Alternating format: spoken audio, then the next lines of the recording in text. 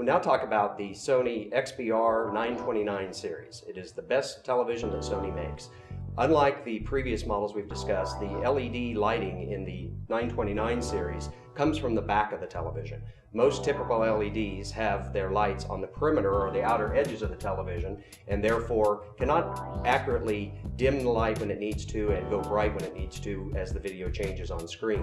With the 929, it is a full array backlit LED. It also has the XR960 engine, so we take beyond the 480 that we talked about in the 820 series.